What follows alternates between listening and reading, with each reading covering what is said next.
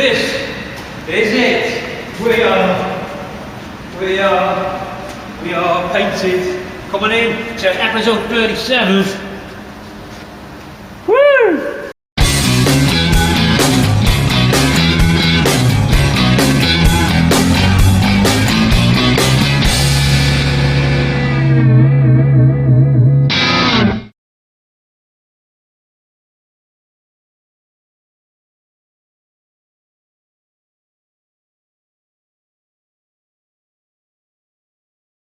Okay, today I left you some nice. Today? What? Yeah, what? Backwards. Yesterday I left you some nice eye candy, and it's still here. Keen viewers were spotting the unusually positioned rad cap. It's just the way the tabs are set in the radiator. It's a good radiator. I just think I might want to alter that. I don't know. I might have to send it back. Not really. It should be in line.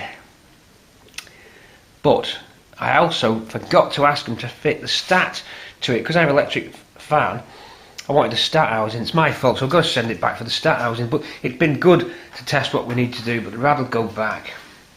I know it sounds mad, but it's actually easier to get the cap off in that position, so I do prefer it. But the OCD wants it that way. That's just the way it is. And the stat needs fitting. I think it's a little 19mm fixture. Anyway, there's not much else we can do with the engine because it's running like a dream. I mean, we'll run it back up again now. The little leak on the floor stops, you see. Look, it's not lost any water, I don't think. Yeah, no. So, okay, we'll run that back up just in case that's going to self-seal. So we'll give it another start up. We'll push it out side just so the exhaust is outside and give it another start up. We know that power steering works and doesn't leak, so really effectively, guys and girls, we're done. So what I've been doing next is routing the cables for the starter motor. Now, whilst it's not standard fitting on early cars, later Ford started using this ducting, and we've run the ducting nice and neatly down to the starter motor, and then it comes round on these lovely brackets and small detailing work here for the vac hoses and things, so that everything lays out neat. So that power lead comes down and it's ready to connect to the battery. There'll be a little route it takes on the inner wing as well, which we'll do when we get the car. Okay, now to work from home, everyone's working from home now, so to work from home the body shell needs to be at home so that I don't have to make journeys to the body shop, although it was always going to come back here, but effectively we need to make one journey to get the shell back. Now, I don't want to be a hypocrite, and I do want to observe the distancing that we're doing, so we will do that, and I'll check that it's all right, and I don't want to be taking the Michael and saying, right, unnecessary journey, this is a hobby. Well, if I classed it as a business, then that shell legitimately would be getting dropped off here because we're working from home. So it's kind of like that. I don't want to come across as being unnecessary journey making in this time, so we're going to have to give it some serious thought. And I don't want to annoy people out there, so what you're doing, that's not necessary, you're putting people at risk. Are we? I don't know. If I can do it where I put nobody at risk at all, I will do it, and that would mean getting nowhere near the driver getting nowhere near me, if it can be done. So I'm going to make phone calls. That's to get the shell back. If not, the shell's stranded. So we'll have to see. What do you think? Done and done. Wheel out, and then once we just do one more run up, we'll put that cover over it and leave it till the car's back, if it is. Then we need to start getting rid of the benches here, the computer, all that stuff's now redundant, more or less, and make space and create an area which can withstand all that and the painted shell. But before we do that, I've got a wiring harness in the engine bay to build. There it is on the floor, looking quite sorry for itself. It needs that Cortina City wiring loom magic, folks. We've got to add some wires in for the thermostat so that it can control the fan, although that's self-contained in its own loom because it doesn't need to go back into the car. Although there is an indicator lamp, so we need the wire for that. That indicator lamp is built into my dash and it tells me that the fan is active. It's done with a semaphore type signal. We covered it in the dash build. It pings across. It's not a light, it's a semaphore built into the dash clocks. That needs its cable. There's some immobiliser wires to route through and various other cables that are additional to the bay. Not as many as I thought. There's a thermostat. Oh no, the thermostat's done inside. There's not as much as I thought, but there's a quad headlamp high beam conversion relay system needs doing. So some thought needs to go into this loom and it needs to be done. So what we're going to do, we're going to go into stores and get some looms that we've already got in stock, and that's Bramble's loom, but it needs bits of other looms. Some of Bramble's connectors are a bit tired and the plastics are yellowed out. I don't think they'll whiten up. I've got some new old stock one of these. The whole thing needs rebuilding, and that's what we've got to start thinking about. It's a job that needs to be done, so we'll get right into that now. Set you up on the tripod once I've worked out my exact plan of attack. Run the engine up one more time just to check. If the pump does start to leak, we'll order one and it can be done once I strip it back ready to fit it into the engine bay. Other than that though, there's no leaks, which I'm really pleased about. Some pipes need making up for the auto box cooling. They'll go underneath the box and come out the other side on a bracket, and then the flexi hoses then to the oil cooler, which is mounted in front of the radiator. So that has an oil cooler on. We don't use the connections at the bottom of the rad. Found out the hard way, doesn't cool your box enough. These need good cooling. Okay, so we are there really. Trying to think if there's anything I've missed. I don't think there is. It's radio on, hopefully with no Lewis Capaldi on. Hard to get stations. Radio 6 goes all mental, something mental and all weird stuff. Then sometimes you get good stuff like, I don't know, just Radio 6. Radio 4 can send you to sleep. Occasionally interesting. Radio 5 live, now that there's no sport, it's got possibilities. Radio 2, middle of the road, gets a bit boring sometimes, has its moments. Planet Rock, great, but adverts drive me nuts. Absolute Rock, absolute 80s rock is good, but again, too many ads, too much mind control, although it is good when the adverts aren't running. So let's pick a station for now. We'll see if the ads start going mental. Back to the internet, and I'll just put on something on the internet. One day I'm going to get some MP3s on this computer in here. Enough of the rambling. There's plenty to be getting on with. There's a steering column to build as well. Just spotted it. That needs putting back together. Lots of little bits. Let's not rush though, there's no need. We've got all the time in the world now. Okay, well my first step, we're working out the extra additional or modifications to the loom. To sketch some ideas out in the most comfortable place for me, which is the floor. So with the whiteboard there, I just try and go through my mind and see what I'm going to be needing. So I've got to have electrical power to the distributor because it's electronic ignition. That's straightforward. That's a lead straight in. Will come in from the dash on the immobiliser circuit. We'll also add some extra protection on this, which I won't film it because obviously it's to do with the security of the car. The alternator needs thinking about because it's a more powerful alternator. Look, if I remember rightly, it's a 75 amp. I should really know that. It's powerful anyway. It's an A127 amp Lucas A127, a very good amp. What am I on about?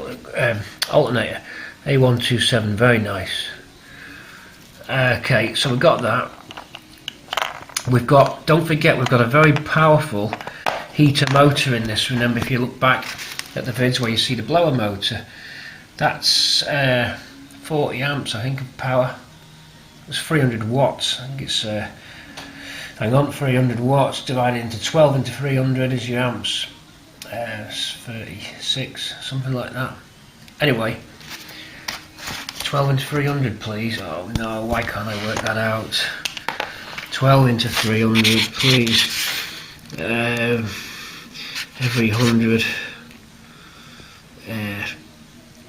4 into every 100. 4 into 100. Oh god, my brain. 1 into 100 is 100. It's a quarter, 25. And 3 of them, 25 times 3, 75 amps of pure power. Hey, that can't be right. I need a calculator here. We got 300 watts motor and it runs at 12. It's 12 into 300. Well, let's say the worst case scenario was 10. You get 10 tens is 100. So you'd have 30. It's going to be 30 amps. Then it's the 2 that you've got to work out. Why can't I do long division? It's not even long division. I should be able to do this. God, I'm good at maths as well. Obviously not.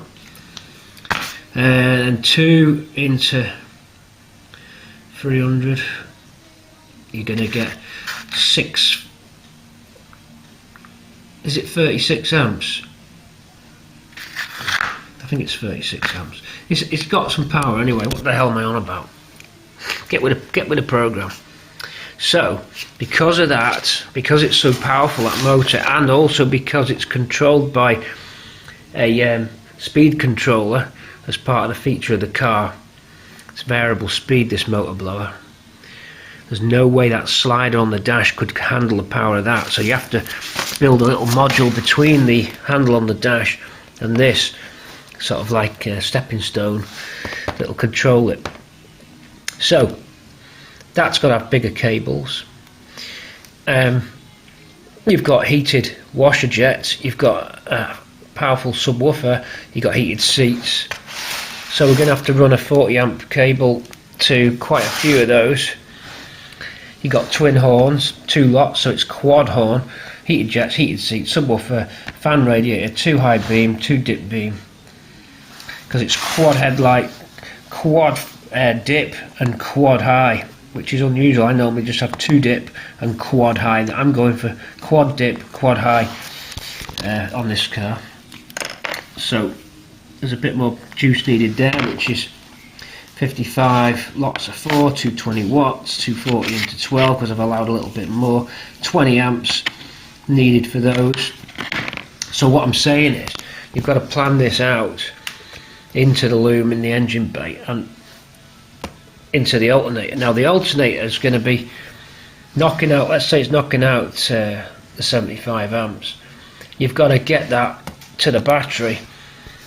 Okay, so at the moment the cables we've got won't be able to cope with a fully discharged battery, and also if all these items are on.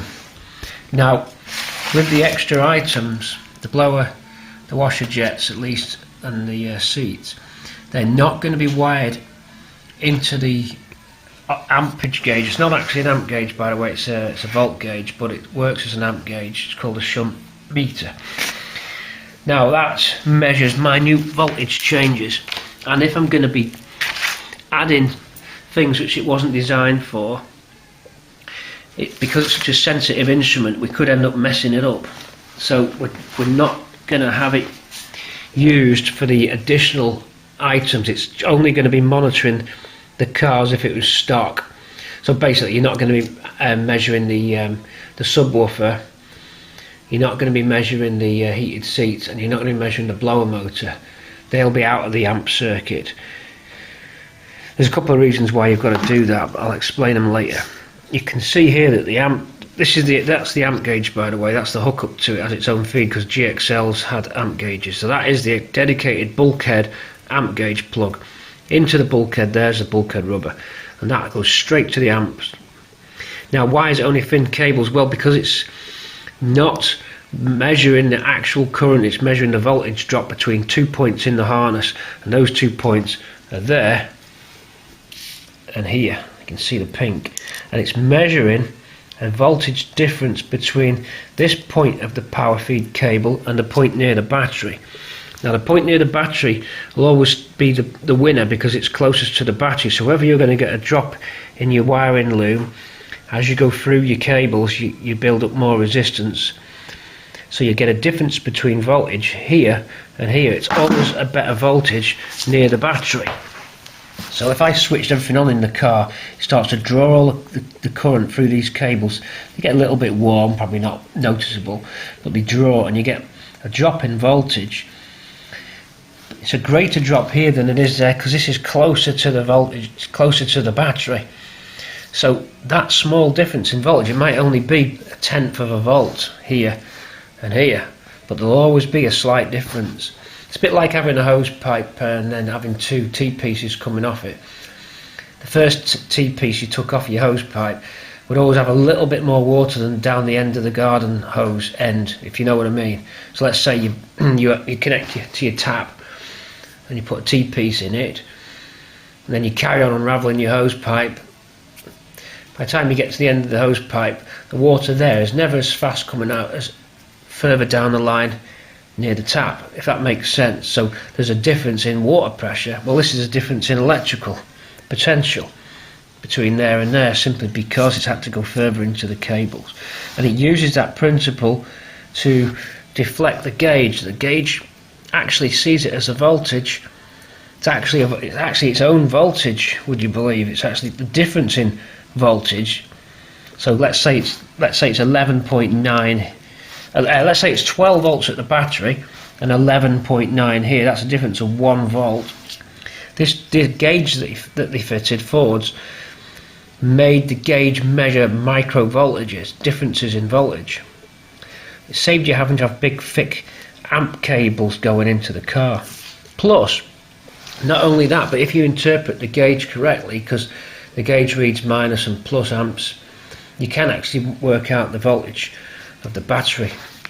I've forgotten how you do it now, but I did work it out. So the way that you read the gauge can give you the condition of the battery as well. Anyway, that's a separate issue, but look how they tapped into it there. That's the Ford's connection. If we were to connect at this point all my heated seats and things like that, I'm going to overload these cables in the loom, so it's not a good point to hook up all your heated jets, your heated seats, because it's just these cables can't take it. Now you could hook them in there and then you'd get your voltage gauge, your amp gauge working, but the problem is you've got cables that are too thin, and I don't know how it would affect that gauge. It's not going to damage the gauge because it's a voltage difference, but I don't think it'll be accurate. I'm just going to leave the loom as it is and not have the those extras monitored, as I said. But having said that, the cables here, if that battery's totally flat and the alternator is able to put out more amps than this plug was designed for, or these wires, if that battery's totally flat, and if I'm drawing across that battery with the heated jets and all the stuff, then these wires will be trying to feed that battery. If the battery's flat, they'll continue on down the line and try and feed the heated jets. So you could have a condition where your alternator is trying to run everything. So the weak link would be these alternator cables would get too hot because they can't cope with the demand across the battery. So for that reason, we've got to upgrade these cables to bigger cables, but configure them exactly the same as it is at the moment, so that the amp gauge continues to work. So all we're going to do is we're just going to dissect the loom and replace cable for cable with thicker wires the route up to the battery, and that long red lead there's the route up to the battery. So all of that will get double sized cable now. So we're going to dig the red cable out so you get a nice big meaty plug at the end. Okay, there's two cables coming out of the alternator. They're actually joined together. One actually goes directly to the headlight relay, the other one supplies the loom. Curiously, why they did that I'm not quite sure. Why don't they just have one big cable and why they have three? I've never known, and someone will know out there why that is the way that it is. Inside the alternator, they're actually just connected directly together, so they're separate up until that point. So if this wire was to pull out, your headlights wouldn't work at all. You'd lose everything, because that thick red cable goes straight to that headlight relay, without a fuse, by the way, as well, which is bad, because these headlight relays, this one's good, but I've seen them rust, and I've seen them rust so bad that it actually lets that contactor come off, because the actual metal fatigues down, rusts, the contactor comes off, and there's an earth on this as well, and it touches the metal casing, because it's earthed on the metal casing, and creates a direct short from that red cable, pinching it together there, to ground. Now, that red cable's pretty beefy, so what you got is you're shorting that straight to your chassis, because this little contactor's failed because it's rusted, and then it's fallen off and shorted on the casing, and that melts, so the whole cable goes up and melts, and that can actually cause a fire. So I like to put the fuse just at this point here, an inline fuse there, a 30 amp, just there, maybe a little bit further up, so that when you tuck this under the inner wing, it still looks factory, so you probably get it a little bit further up. So we'll be doing that as well.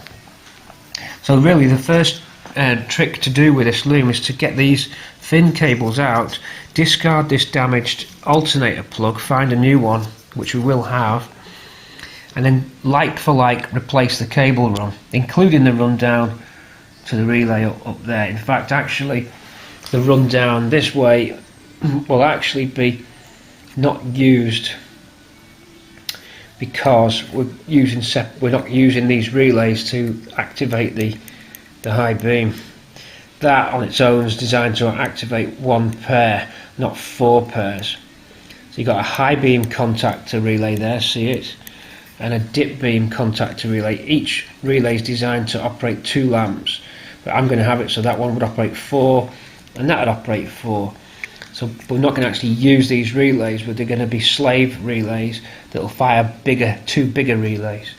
So the fact this cable comes down here would actually need to be tapped off again. So we'd let it go into that, then we're going to continue a route down where our slave relays are. Or this is a slave relay, but our master. Okay, so that's that. So that's you have to think it out. It takes a little bit, because there'll be nothing worse than you put it all together and there's a feature on the car that you could have done if you'd just added an extra wire, but you've wire wrapped the loom and it's too late, you know. So it's best to think all this through. It's not as exciting as doing them engine builds, I suppose. They're behind us, of course, but then I've got boot lamps, boot floor lamps, I've got fog lamps. So I've got to remember to add them extra wires into the loom that goes to the back of the car.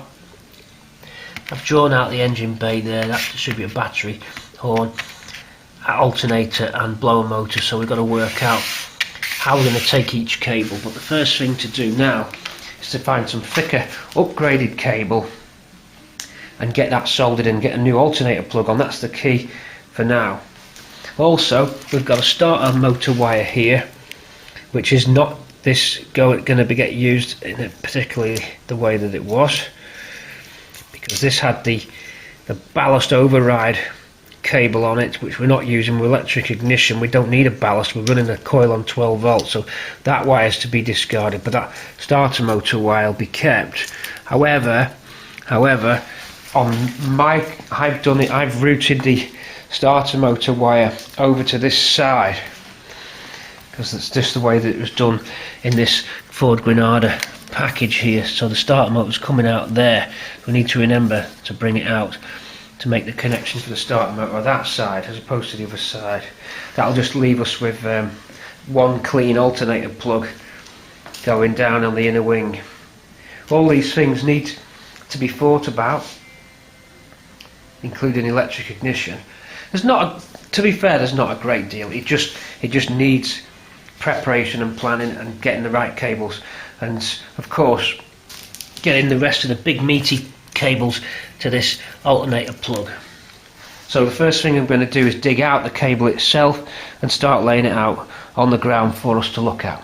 Let's go to the cable department. In fact, I think it's already in stock. Walking across, I've cleared a little bit of space.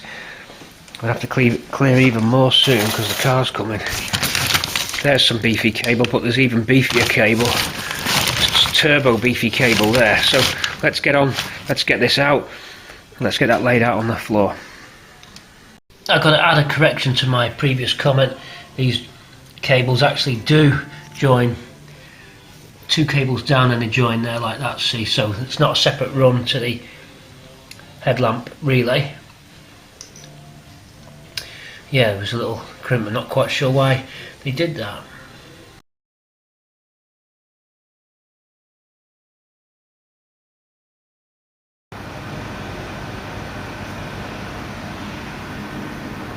This is it. Welcome, welcome patrons and YouTubers to Silver Birch.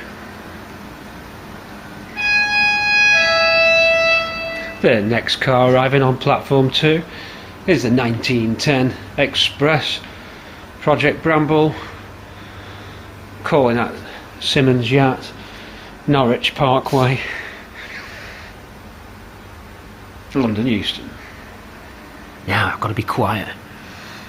He's on the phone. Now you're talking to me, baby. That's me.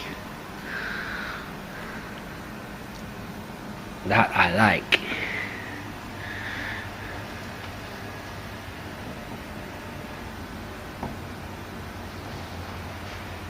I've got that Friday feeling.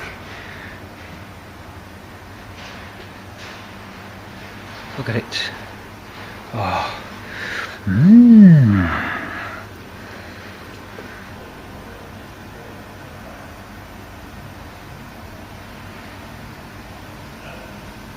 By Jove, patrons and YouTubers, we've done it.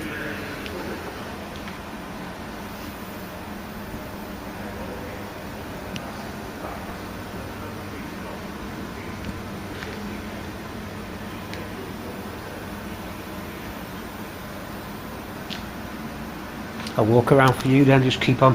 I'm getting dizzy. Keep on walking. You enjoying the show so far? Answers on a postcard, please.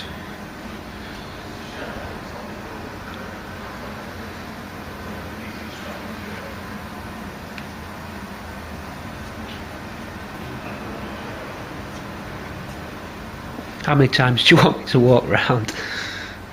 We've just had enough paint. Just had enough paint to do it.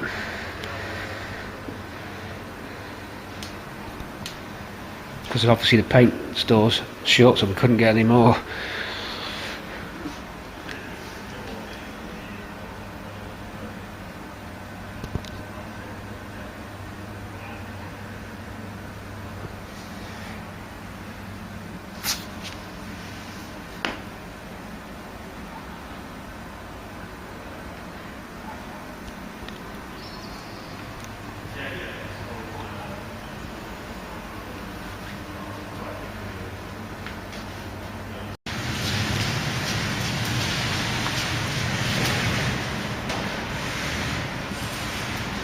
Here we are then, getting ready to ship out. Essential journeys only. Wow, look at that. Come on into episode 37, guys, girls. Patreon and YouTube land, I'm so excited I can hardly speak. This is it. Let's get this bad boy out of here. Essential journeys only, folks, let's go. Woo!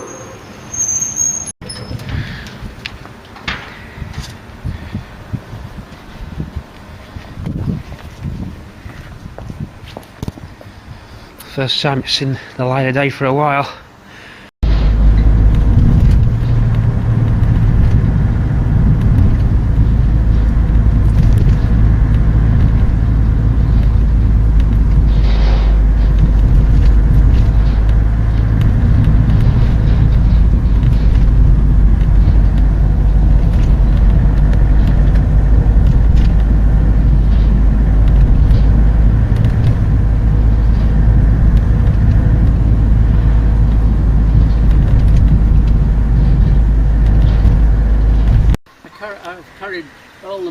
from, you know, Life's Motors. Yeah, down West Street. They've folded up and they've now... Have they folded Life's? Well, the mechanics come here to Bank Service Station.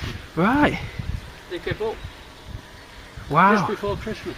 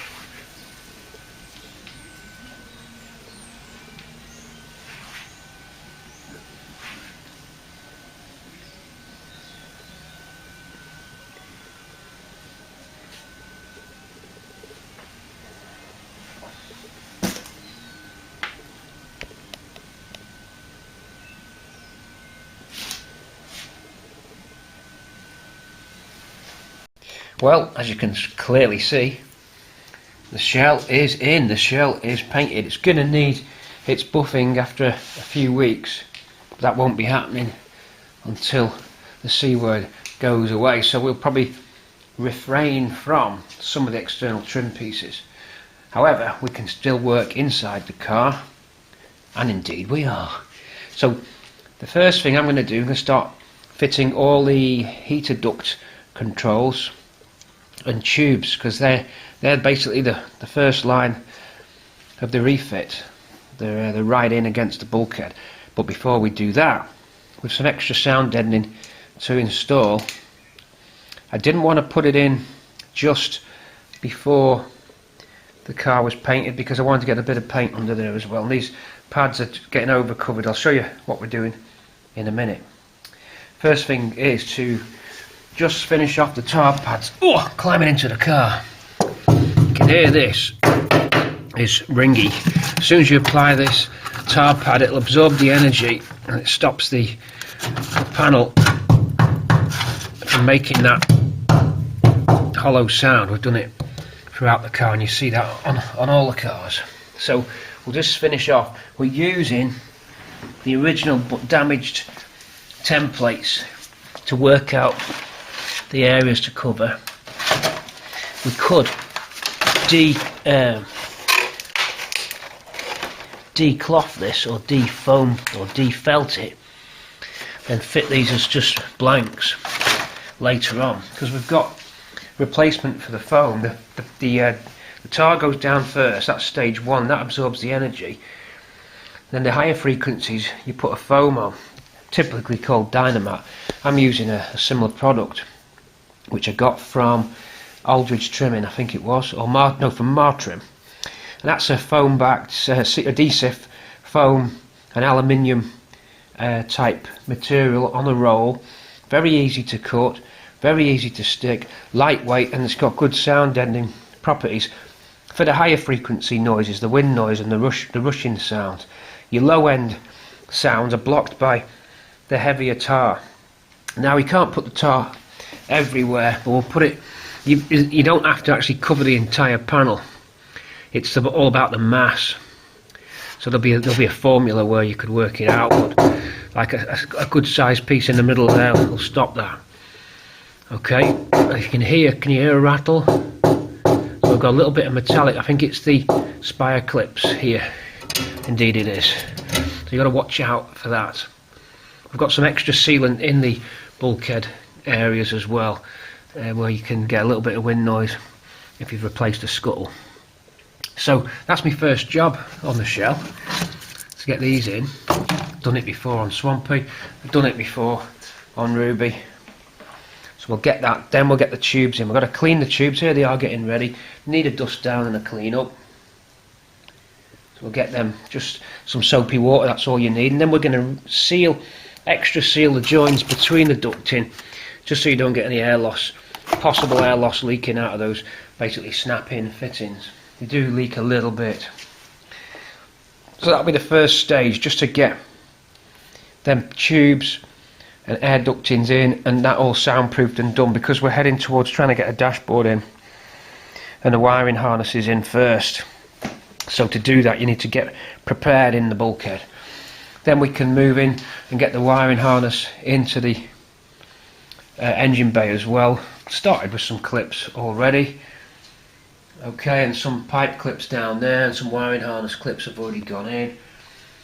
Okay, so but pleased with the paint job. There's a couple of little blemishes, but it's got to go back for final buffing. A couple of little, I'm trying to think where they were, but there was a couple, not on main panels, just little detailing bits. Given the circumstances, we were lucky to get the car out really, because everything sort of shut down, and this was the last job in.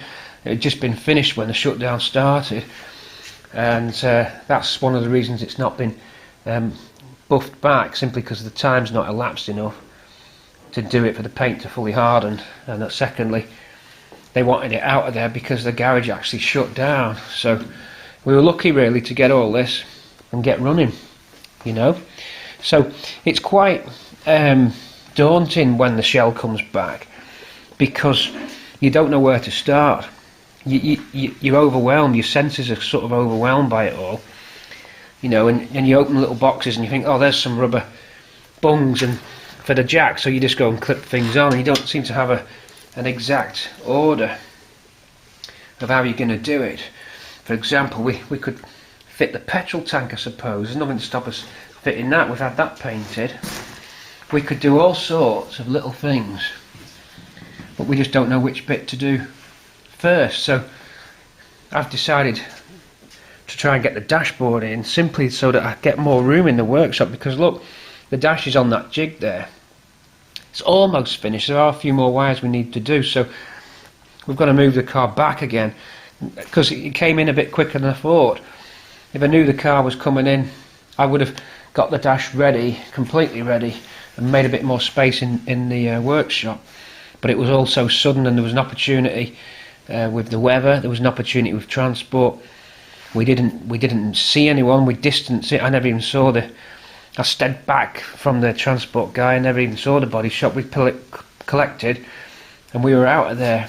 So we tried to be respectful to the lockdown situation, and you know, because they are talking about non-essential journeys and things like that, but I'm working from home with this car, so it's going to give me something to do. And I don't think that we took any risks or insulted anybody by moving it back here. And they're closed, so we're going to get on. We're going to fit these tubes. It's, like I said, it's one of them where you don't really know where you're going to go. It's just like all this opportunity in front of you, and you don't know where you're going to go. It's quite daunting, and also you think, all these parts, I mean, I could just start putting them in, and it's a very exciting thing. Okay, sound deadening pads on, heat gun get ready, extension lead coming in, heat gun. We'll apply a few of those pads. Right in it! Yeah! Oh, get that in. Shake that now. Oh! Yeah! I do like the way it makes its shape. Looks sort of factory and pro. So what you get now is a much duller sound than we used to get. See that metallic noise? You don't quite get it.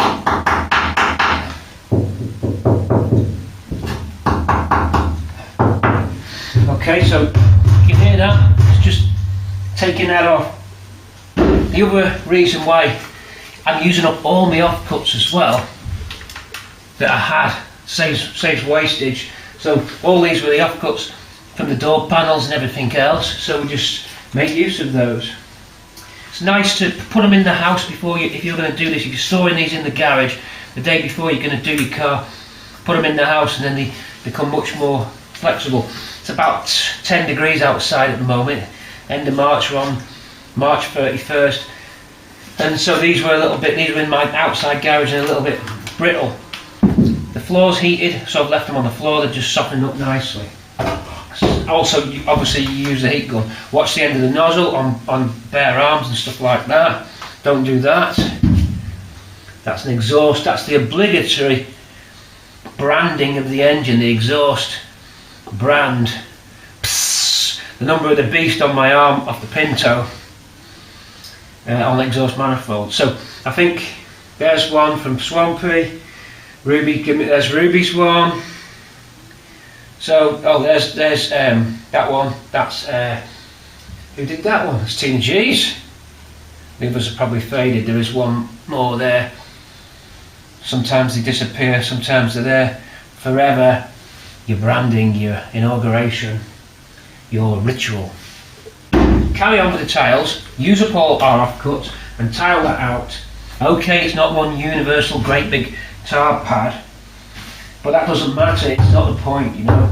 You're just trying to create a mass here, not actual seamless flow of the panel parts. That's why you see it on a door.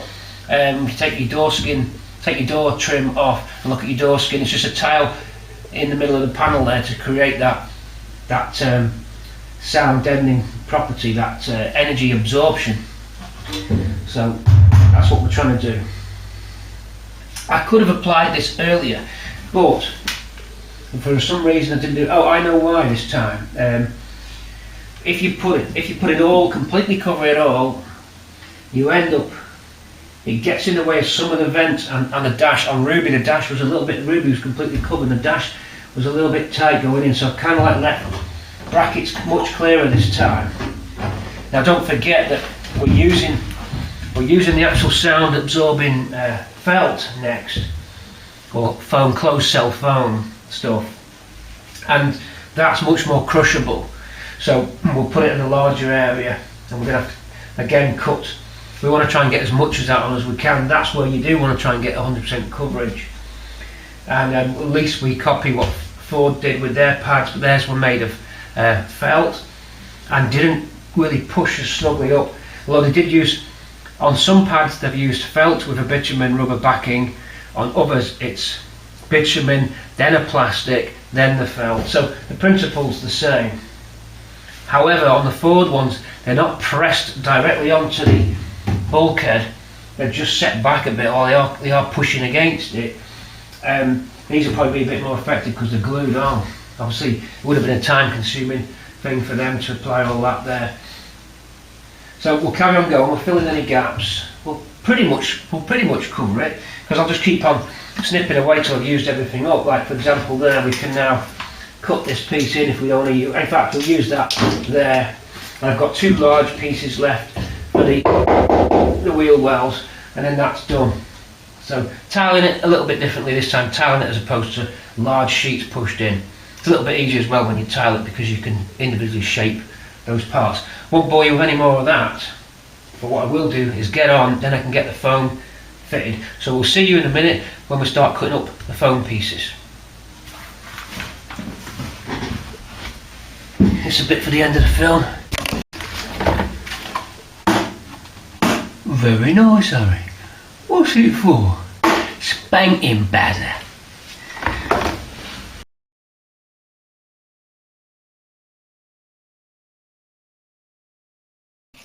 Folks, they're back. Real Lancashire Eccles kicks. Go down a treat when you're working on your Cortina. Oh, I like to dunk mine. How do you eat yours? I'm made hungry now, aren't I? Let's give this some thought. We're doing the matting, we're doing the soundproofing. Let's have a little look what we've been up to. Okay, using the Ford as a template. Obviously all the felts come off this, so we can't use it, but we use it as a template. Whoops. And then this is that acoustic foam I was telling you about, self-adhesive backed and then aluminium faced off there. So that shape that we just cut out just goes around the tunnel. It's a little tricky shape, so it helps you just to cut. We're going to continue it on once the carpets go in. We won't do the floor now because we're going to trample on it. So both those sides, then up, we'll go up into the bulkhead. So we'll get it all looking like that. So carry on cutting a few more, stick that down. It's very strong, and it'll stick nicely now to the sound deadening pad clean surfaces as well, so that helps. So here we go to fit this. Okay, naught to ridiculously sticky in 60 seconds. That's strong stuff. You got your baker foil finish on there, and by cutting that template, look how it perfectly followed that join line, that seam line. So a great cut, a great template. So that's why it's great to just don't throw anything away, even if you think, well, that's damaged because it's lost all its factory felt from the back, but it's a template and it could always be rebuilt, this, if you wanted. We could even, if we want to, put this, clean this and put it over that, even more factory look, so that you can't tell that that's in. I should have the other side of that, but look how great that is, and now you're back to factory. So I'm made up with that idea. So we're going to do the same again now for here. So we're going to get the bulkhead template out for that one, and then exactly the same on that side. So that'll give us sound deadening. Whoops, Jobby stuck to the car, very careful there. Sound deadening, and at the same time you've got your higher frequency sound proofing with that closed cell foam. Okay, I hope you can see from there. I'm just going to come in behind the camera, hands just coming in from the top to show you this self-adhesive backing foam sound deadening. So our verdict is it sticks like it really sticks, and it's good stuff. So we're just feeding it in this area behind the radio set, and you can see how it adheres very nicely. This is following the pattern of the forward piece of felt and tar pad that went in here. I'll just have to trim the bottom, cut a little bit long there. So I'll just be able to get in there and trim that. I just wanted to bring it in as close as I could. It's really good for making shapes too. It really shapes well. So it's a hit, and we've copied all the pads. Some I've made just a little bit larger. I've done some cutouts there. Look how you do that. As you feed it in, you can do your cutouts. So it's very good for that. Just take this bottom off now, and we've got it.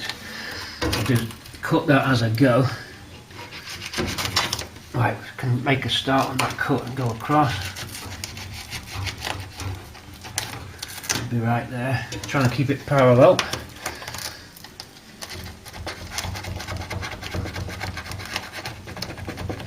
It can be approximate, but I don't know if I've lost my vision on that now. The line might have wandered a little bit. Oh, it's not too bad. Right, so in we go with that piece. So that's now got double protection on it, and it sticks almost to every surface. It's lifting a little bit there at the top. You've got a tang on there now. Push that tang in, you get a nice factory finish on the tang holding it, which is how the factory did it with that tang. And that's it. You don't want to go any thicker than that because of the radio clearances. So that's it. We've got tar behind it, and then we've got the soundproofing on top. So two systems working there for us. Okay, it's not factory because it's got the silver on, but these are all improvements. So now what we're going to do, if I just turn the camera a little bit for you, we're going to make the shapes for this side. I've got one of the templates, but I haven't got that wheel arch template and that top bulkhead piece, so I'm going to have to hand make those. But what I'll do, I'll use this template inverted. That should be exactly symmetrical that side, bar the steering centre cutout. So we can do that one by inverting it. That one we'll make by hand. This one we've got the copy of. So let's get all of this beautiful stuff on. That's all it is. It was sold at Martrim as a sort of Dynamite alternative. And of course, as I said, we're going to continue down onto the floor pans, all the floor pans, because it's great for underneath your carpet, but we're not going to do that till I've finished kitting out the car, simply because I don't want to be tramping on this. Okay, so looking good. Then we can clean up the heater hoses. Let's step you back now. I'm gonna take you back. I'm manoeuvring inside the car. It's like the old days when we were welding, isn't it? A little bit tricky and confined. At least we've got decent light in here. So we're going to start with the ducting and the heater box. In fact, here's the heater box. It's coming in to my right hand. There it is. There's one we did earlier. So that's, once this, you can see why we need to get this in now, so that items like this can fit in. And again, why you don't want to go too thick, why this is just the right length, is that once the carpet's on, you're just going to get that in. Okay, you can see the clearance there. It's just going to go. It's going to swash a little bit. So no more height than that. That's your max. You can't start piling all sorts into here. It's a very tight dashboard setup. There isn't a lot of room for error. This is our max, but that's going to be nice because that'll probably be better than factory did. It's a shame that it's not coloured, but I think the nature, the fact that it's heat resistant or heat insulating, is the fact that it's got the silver on it. It needs that. Quite how it works in terms of light when it's covered by a carpet, I don't really know, but it's aluminium. I'm presuming there's some kind of heat properties here. Obviously, if I put my hand on there, my hand is warm. There's no heat transfer, so whether it's to keep heat in the car or heat out of the car, I'm not sure. I would have said if it's heat out of the car, that had been flipped the other way. That's physics. Answers on a postcard on that one, please. But let's carry on. Let's try and keep you steady as well. Sometimes I get carried away with the camera. Carry on, carried away. Kenneth Williams, see you in a sec. Okay, we're all in. We're all shaped, we're all cut out, and the first part of the job can be bolting up that distribution box for the heater. But if we want to, we can overfit this rubber mat. This would have had the lining on it, but the lining's, I've removed most of it. We could put that there if we want. It shouldn't interfere with anything, just give it a bit more of a factory finishing look. We may have the one for that side as well. I'll have to dig it out.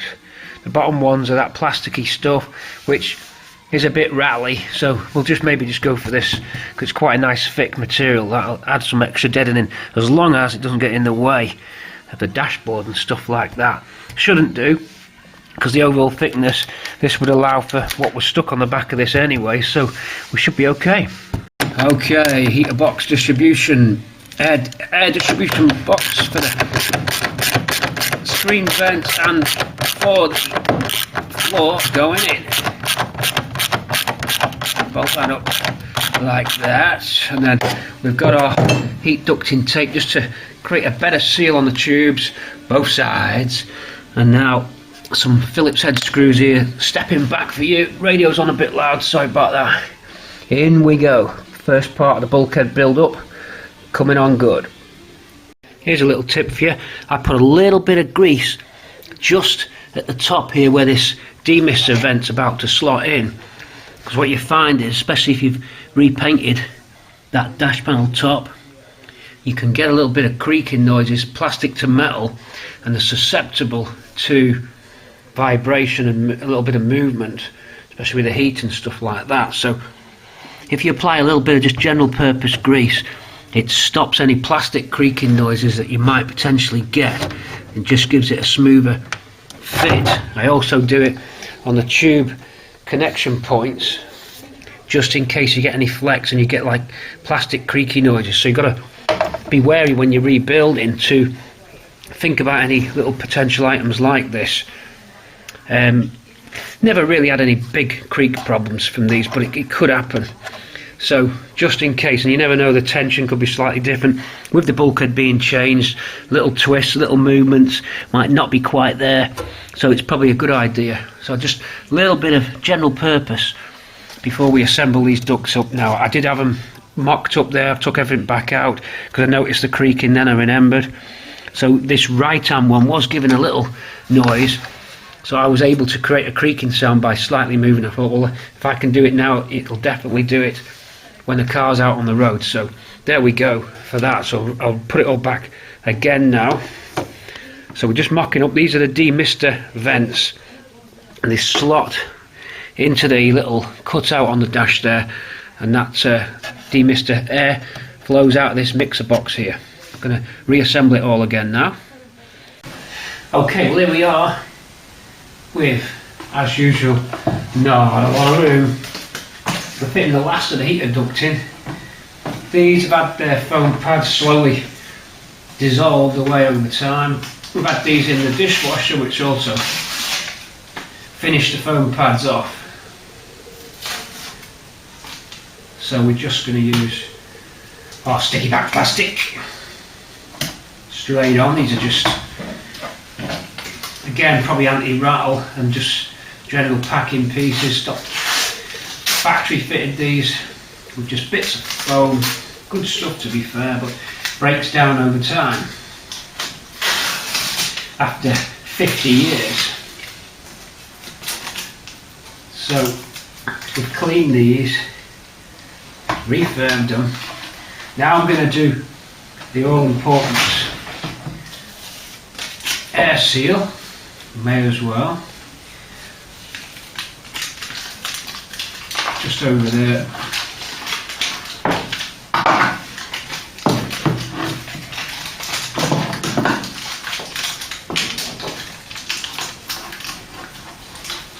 Now we've got that, we can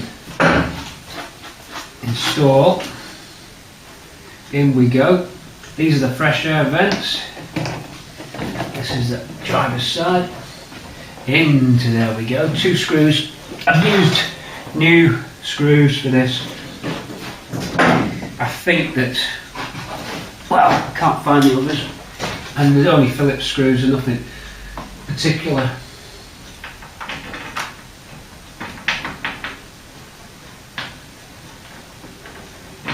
And the foam will just pack that away from the dash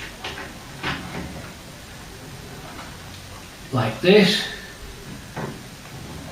Just a reverse of the Bramble dissecting video, the video well over a year ago when we took all this apart. And now we have all the ducting in place.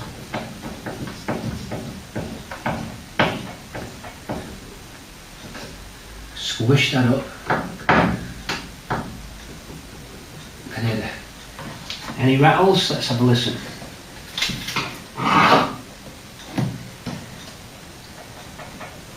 No. That's pretty solid, that. The fresh air vents just plug into there like that. They make their own seal around that plastic forming, which is all in good order. So, fresh air vents there. Heat to your feet there, demister there, of course the fresh air vents also side demisters. So that's all in. There's a couple of little little clip inserts to go in here to do with fixing the radio, so we'll get them in, little white plastic clips that go in. Then I think all that area is done. What we need to do then is build the speakers. We're going to use 2 JBL 4-inch speakers, and we're going to make a bit of marine ply and jigsaw out a template, and we bond it to this grill so it doesn't rattle. We're not going to fix from the top, we're not going to fix from the side, we're going to bond it on airtight. That's what I've done on all the other cars. Now you may argue that if the speakers blow you're stuck, but you could actually break it. I'm going to use Tiger Seal and you can actually still get it down, but the speakers will last a long time. JBL's then for that bonded in, so we need to build a template because we're getting into a position where the dash can come in. Now before I offer the dash up, I've got to finalise some of the wires on the dash and just make sure that it's really ready to go, because once you're in it's going to be a little trickier to get to anything at the back. Also we're hoping that the dash fits. Steering column as well, we could do with that going on before the dash, to be fair. It's a little bit easier to get to. So we're going to do the steering column and we're going to do the speakers. I put the wiper motor in the engine bay and a few other things as has gone along. I won't film every single job that I do. We're just going to sort of keep the momentum going. Okay, some speakers to make the steering column to build up.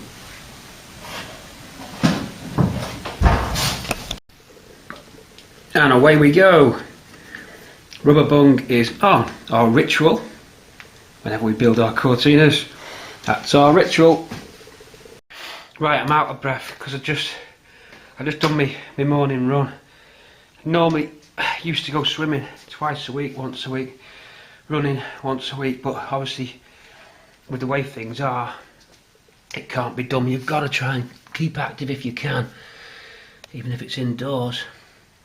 So I'm out of breath. Well, a little bit, pick up quite quick. The more you do it, the better you get. So with the shell being in it, of course we can continue with that loom. We kind of like got a bit disjointed because I was halfway through this loom and the shell was incoming. Everyone had to shut down and observe all the usual rules. So we said, well, we can get this back here, then we're done. Then we're not travelling around going to look at it and stuff. So it worked out well. So that meant that I could offer the loom up, and indeed I've been putting a few little bits and bobs in the engine bay. We've got pedal boxes in now. Obviously I just left you doing the heater controls. Steering column's gone in and the pedal box has gone in. I'm not filming it up close and detail. We've got plenty of footage of this on Ruby going together, and we've got the disassembly video of Bramble, which is the opposite of assembly, of course. So I'm not going to spend too long exactly going into how you fit a pedal box. I think that pretty much guides itself. I think we'd just be drawing the film out too long. The harness itself, we rebuilt it, and obviously with a bigger alternator and a bigger battery and a bigger draw on current for items such as the heated jets and the heated seats and the subwoofer, we wanted larger diameter cables. And also I noticed on some Cortinas, not mine, not Bramble, but they had larger gauge cable already in the standard factory loom, bigger than what Bramble had on Bramble's standard loom. So what we've done is we're really doing a sort of a true to form job, if you will. It's not unusual to see, as Tom Jones would say, thicker cables at the back of your alternator plug. So it is a known thing to do to uprate the loom. You just got to trace back, unpick the loom and see where you can replace your wire. So I've just done like for like cable replacement, but just with a larger run. But I've added 2 runs down to the bottom, 2 thicker cable runs down to the bottom. One feeds a relay here, crawling across. This relay is the horn relay, because I've got larger horns, a more powerful horn system going in. So this relay, that's off the stalk, just so as not to overload the horn button, even though it is quite a high amperage horn button, but just to help it, that activates the relay, and one of those feeds comes in through the fuse, and then you can put the rest of the horn loom as a sub loom onto them tabs. The other relay flips the high beam on the dip beam. Normally on a Cortina it just has a dip beam, single filament, or side light as well, but let's say single filament dip, and then when you toggle your high beam on, that switches off and goes across the high beam on the outer lamp. Okay, so 4 lamps. Well, what I do is replace the dip only beam lamp with a dip and high beam lamp, so that you get the dip beam when you toggle to high beam goes to high beam, and then the outer high beam comes on. So you get 4 lots of high beam as opposed to just 1 outer high beam pair. So that's what this does. It's connected across the high beam relay, high beam bulb connection, and then this relay comes on and supplies a live feed to the dip beam plug. So it's going to come out on these wires here. So you just add 1 extra loop cable into your bulbs, into your bulb holder at the back of the lamp. I'll show you how it's done, but that's basically all we do for upgrading the loom in the engine bay. There isn't much else. We add a fuse here just because this relay is vulnerable. I'll do that next, an inline fuse there. That's about it. It's got a couple of extras to do with electric ignition, and to do with immobilization, and to do with the starter motor. Let's talk about the starter motor. Over this side, starter motor continues down I'm trying to think where I run it now. I think I've extended it out. It ends up down this end, simply because the loom which I had, the engine loom which I had on the A4 box, contains within it a starter motor solenoid wire neatly trunked in some ducting, which ends up on the other side of the bay, and also it looks neater too. So we've just rerouted the starter motor cable, a couple of minor things, improved some of the connectors. Now we're just going to clean it. I've put a new grommet on this amp gauge pickup. You can see that it's been repaired. We'll clean these now with some foam cleaner. We'll replace this faded white plastic with a new old stock one which we've got. We'll replace the headlamp bulb back connectors with some new old stock ones again, which we've got because they've yellowed out, so we'll make them nice and clean. We'll just basically clean everything up, get these eyelets cleaned up here. That's your loom really done. There's not a lot to it. There is a mod on them. I'll show you what it is. It's a little diode. It doesn't look like a diode, but in the palm of my hand there's a diode, and it connects across the relays. And what that diode does is, it's an option. You can have it so that when you put your high beam on, the dip beam stays on. So you get dip and then a high beam. So you do have kind of like quad lights, if you will, with that. If you don't have that diode fitted there, what happens when you flip your high beam on is your inner beam, dip beam, will go out and just your pair. So you just get two lamps on. So you do have quad lamps with this diode, but they're not. It's not, the inner set isn't high beam. So I've found it's better to have the twin lots of high beam lamps. You could, I don't know if it's legal or not, but you could have 2 lots of dip beam, 2 lots of high beam. That's also a possibility. I don't know what advantage that would have, but it could be done. I think I was originally going to do that, and I can't remember why I didn't do it. I just think that it wouldn't be right driving around on dip with 4 headlamps lit. It just seemed wrong. I think that was the reason. I may include a cable if in case I ever want to do that. I may include a cable. It's not a hard job to do actually. Right, enough of that. That's the loom. That's what we're going to do. We're going to clean and we're going to wrap it, and we're going to put it install it into the engine bay. Then it's done, because once it's in the engine bay, you can get the servo in and stuff like that, because this needs to get in. It's behind the brake servo. We'd like to fit the brake servo and tighten the pedal box up because it's all connected together, which means we need to get this loom in because it's tucked away. So that's why we want to get the loom done, and also we've got to just test this and make sure everything that we've done is working. Here we go, bit more soldering, bit of cleaning. We'll be back when this is all nicely wrapped. I'm not going to show it getting wrapped. We'll just get it done and dusted, and I'll jump you straight to the engine bay with this nice loom. Okay, so the assembly is going well. We're getting ready to fit these 2 speakers now, simply because when the dash is there, you can't really get access. You can, but it's a bit tight, so we'll do that. A few extra things gone on in the bay. Brake servo goes on.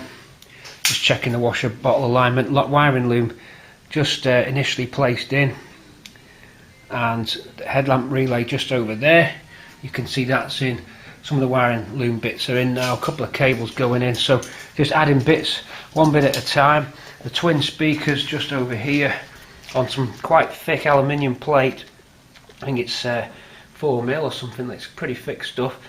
Just jigsawed out. It's quite nice to jigsaw. And then the speakers are laid on there, they're riveted in. This will come out, but you've got to take the radio out to get it, but it will come out. So that's going to get offered up and fixed in place inside the dash. Then we'll hook up the speaker wires and run them behind the dash before we put anything else back in. So those 2 JBLs, quite nice speakers there, 2 together, and then we can work the phasing out by just bringing the cables down into a junction box behind the glove box, where we can set how we want these to run. They can run in series or they can run parallel across, depending on what the amp likes to drive. If I recall rightly, I just run them both piggybacked, but I've had no problems in the past. On all the other radios I've used the same set, so we're confident with that. So we're going to get these fitted in. I'm going to put a little bit of sealant just around the edges. I've slightly overcut the plate just so that they sit in and the rubber doesn't touch.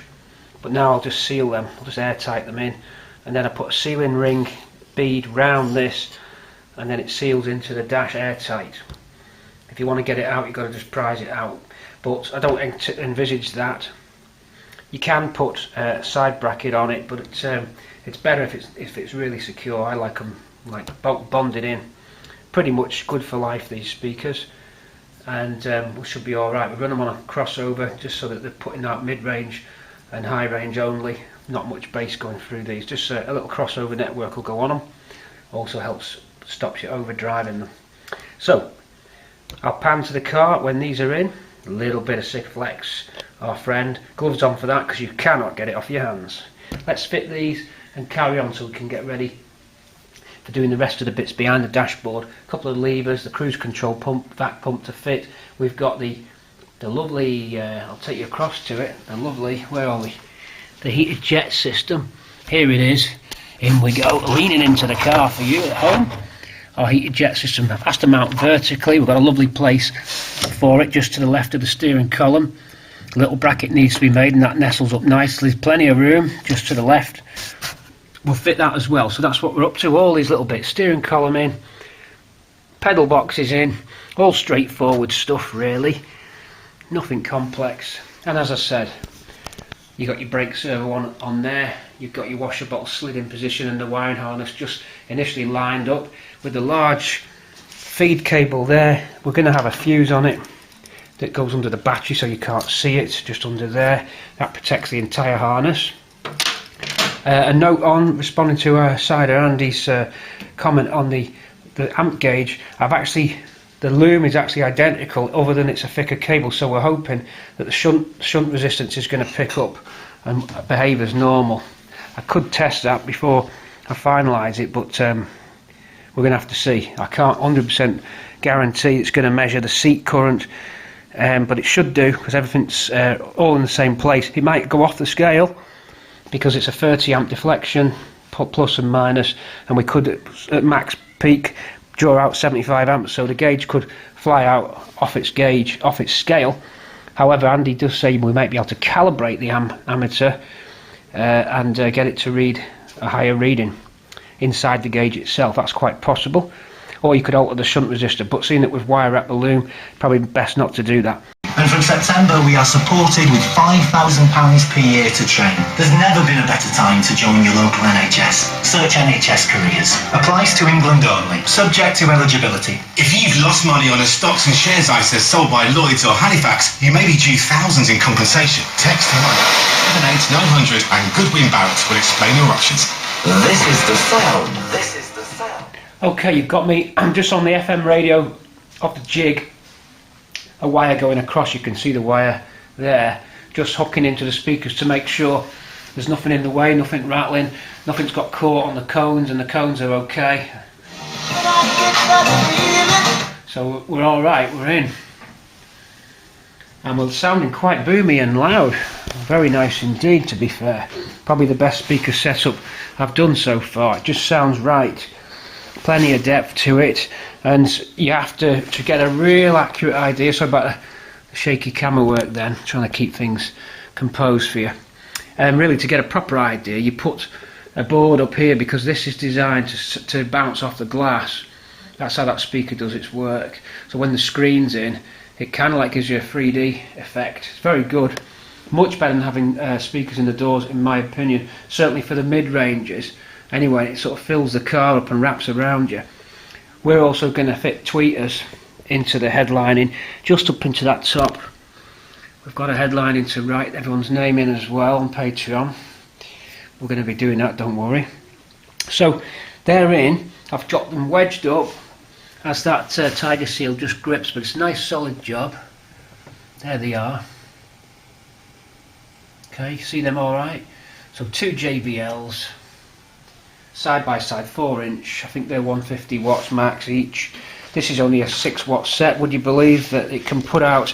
Let's just see if we can get what I've got to do. I've got to dodge under the cable. There's the tweeters, by the way, as well. A little bit tricky. Things are a bit cramped for my liking. I really do not like working in a tight space like this. I'll be glad when the dash is in, because when the dash is in, it's going to free up all the room around here. We're so crammed, I can't even get you on a wide shot tripod. There's just no room. Look, the engine's crammed in at the side, you know. Everything's really tight. I've not been round this area, I've kept away, but we've got blankets down over the sills. I'm going to put some more down as well now. I'm getting in and out a bit more. Let's just see what we get, because the dash is on. Can just get in at the side. Can you hear that sounding alright? Let's try it. We're on FM, you see. Let's try and get some talking, because that won't pick up on copyright. I know you can't tell if it's not music. In the garage. See, it's filling the sound nicely. Listen. Oh God, I hate that guy. So,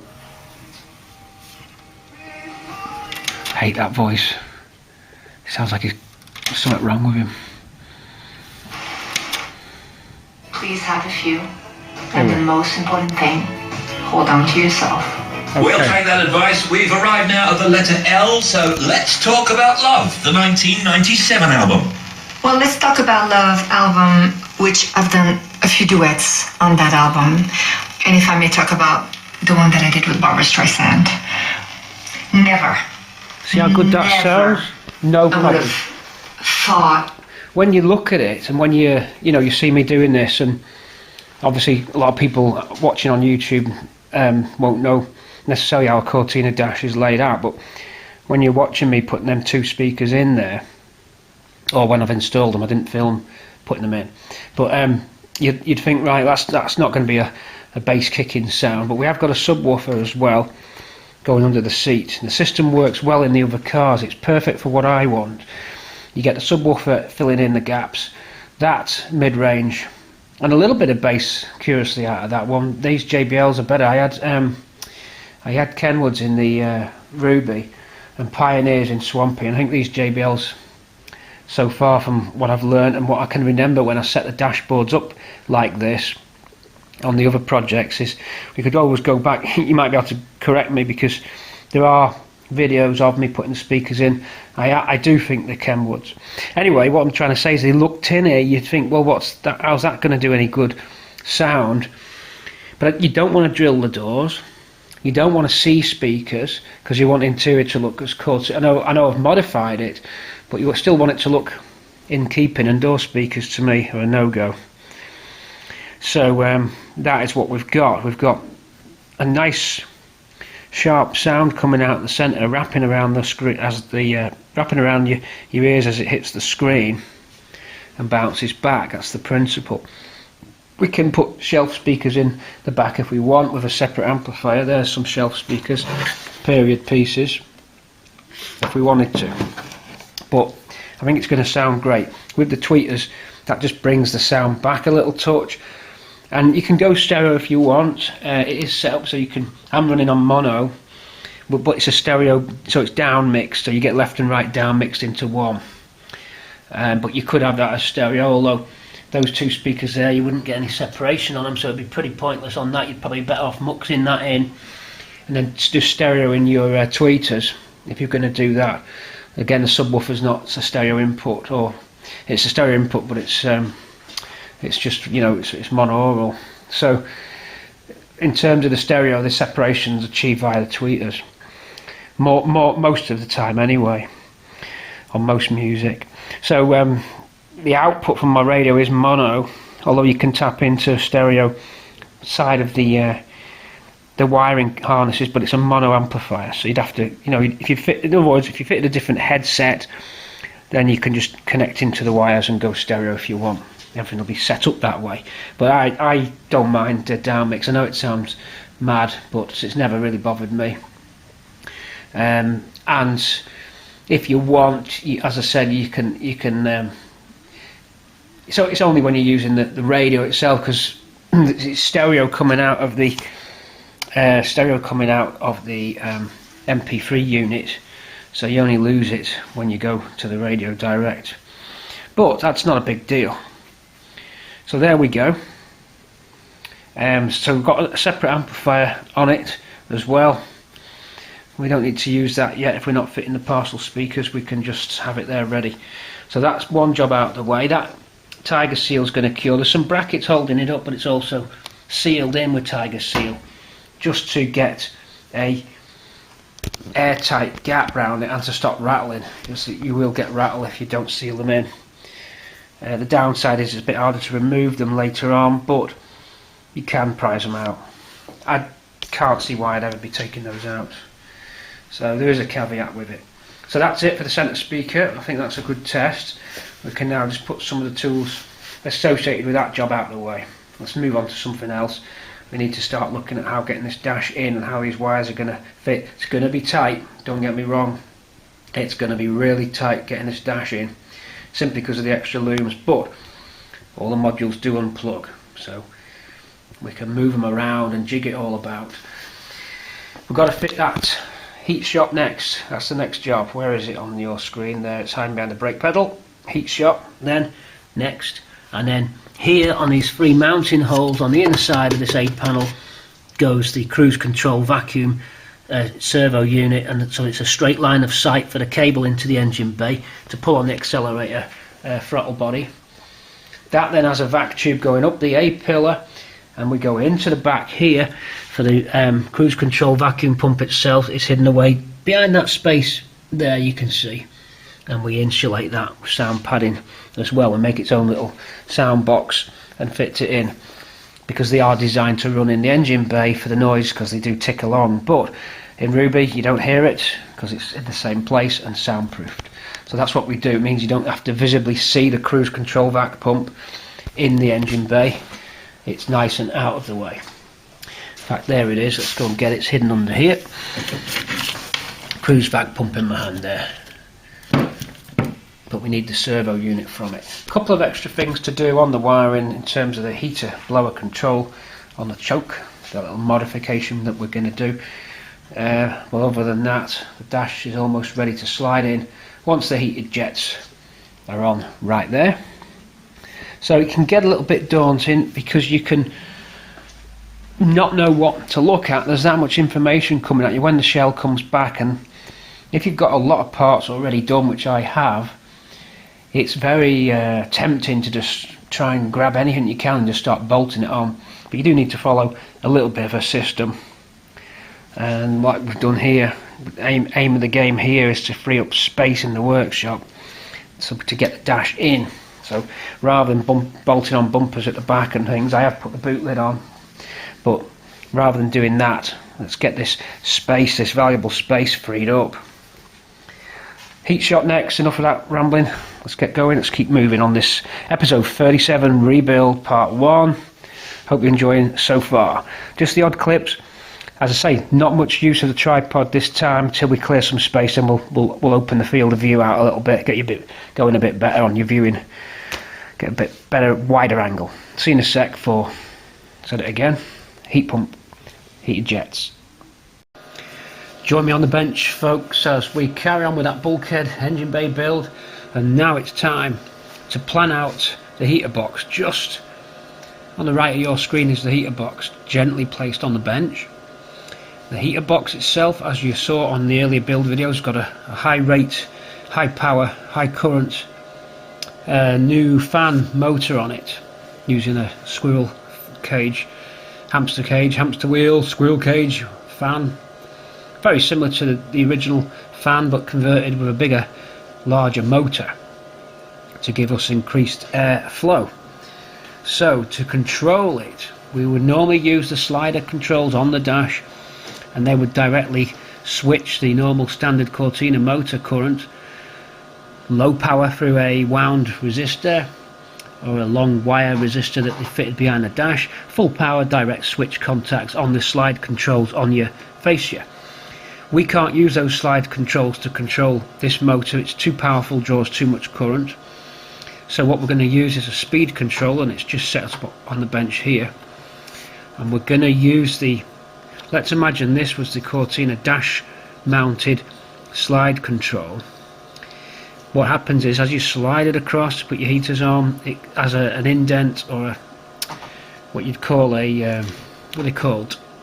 A detent, where it'd click, and then another detent where it clicks for the 2 speeds. So low speed and full speed, that's all you've got on them. So if we were to connect that up in the standard format, it would melt because the current going through it's too much. So what we're going to use is this speed controller, and just using resistors, by turning this we activate.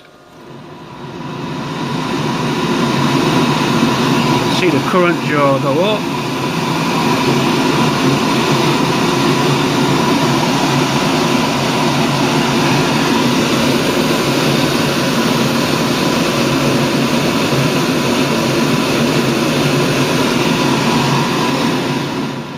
And we're still able to get full power of that, and it runs nice and cool. I've had it on test for a while now, and it'll switch up to 40 amps. Our motor draws tops 30 amps.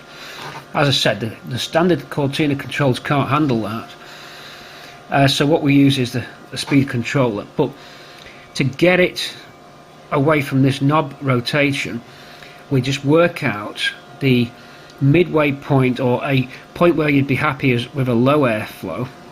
So something like this, just gently on, not that, you just want a gentle background, low fan position. So we'd be about there. And then whatever resistance that is on the part, that feels about, this is a 100k part, that's the resistance windings, 100k ohms. And we would just work out now whereabouts on the scale that is. Then I'll just get a fixed value resistor and we solder across, and then when I switch the Cortina heater onto the low setting, all it'll do is just switch a resistor across this and bypass this and take it onto the half speed. We're actually effectively going to remove this out of the circuit when I desolder it off. So for full speed you'd just turn it even more and find the resistance value for full speed. It could be almost open circuit, it could be almost closed circuit, because this goes from 0 to 100, so it's going to be within that range. And they will be the switches. So the control on your dash of your car is only switching low value resistors, which control a little microchip that doesn't take any power, and then the microchip in turn will do the heavy switching through these power transistors here, bank of 6 or 2 banks of 3. So that's that bit done. That would give us what we want on the control itself. Now this is so powerful that about halfway on the knob is full power for a standard Cortina, and then further up is your turbo speed. So we're not going to use it on full speed unless you slide this separate slider, which I'm going to fit. I'm going to fit it on the end of the choke cable. We don't use the choke, and in fact the car never had a choke assembly fitted on the steering column. But I've got I've got a steering column that we found with choke controls on it, and I've built this on the end of the resistor. Look, a little block connector there, and I've fused that on and made a slider. And the choke cable's going to come in. It's going to be just zip tied onto the end here, and the cable will pull and control. It's just stuck to the magnets then. It'll control this, and that will take over on the second half of the scale. So you're in the first half here and you never really go anywhere. So that would just be the slide control range, about halfway. And when you want to go boost, you reach down to your steering column, pull up on the cable, and it'll give you this. And that's what we're going to do. That's how we're going to work it. So we've got to wire into this board an off-on relay, so that when I actually turn the actual fan completely off, that it turns this off like this would. So we replace that click with a relay, and then we need 2 wires coming in for the resistors for half speed and the Cortina standard full speed, and then we parallel this across for the turbo speed. So 3 different speeds as opposed to 2 fixed speeds the Cortina would normally add. However, the third speed is variable. So fixed 1, you got off, fixed 1 speed, just tick over. Cortina standard full speed, then if you want to, turbo speed on this controller.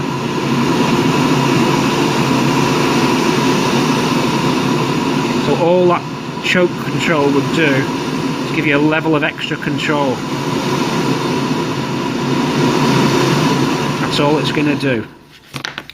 So if it's a really hot day or a really cold night and you put your heater on to full power and you wanted it even more, then you'd throw this up like that and you'd get power boost. Now the reason I don't make it so that the full speed is the full speed of this is it's so powerful that you do need 3 speeds, and really this is effectively your 3rd speed control. That's why I've done it, otherwise it'd be too much like that and that will be too little. So you needed that halfway point, but then when it's a really hot day, as I said, or cold, and you want to blast your feet with warm air, you'd use that.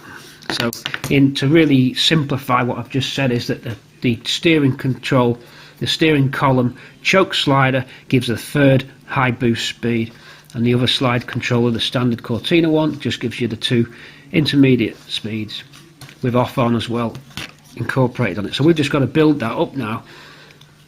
And like I said, I've used this little block connector here so that the choke cable end can grip onto it like that, and it's going to do this.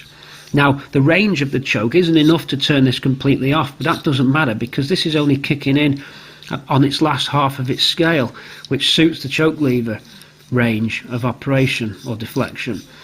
This end is controlled by the fixed resistors, so you wouldn't ever actually go down that far. You wouldn't need to, because the resistors are already covering up to that range.